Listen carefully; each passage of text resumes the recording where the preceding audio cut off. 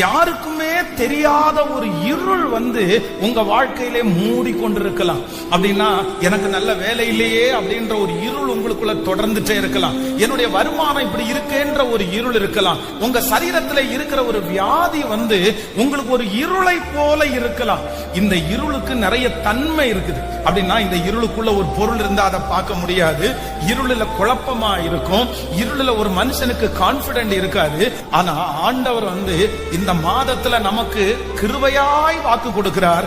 இந்த வாக்கு தத்தத்தை நீங்க 100% நம்புங்க. இந்த மாதம் முடிகிறதற்குள்ள உங்க வாழ்க்கையில நீங்கள் சந்திக்கிற எல்லா இருள்களையும் கர்த்தர் வெளிச்சமாய் மாற்றுவார். இருளில் இருந்த ஜனங்கள் பெரிய வெளிச்சத்தை கண்டார்கள்.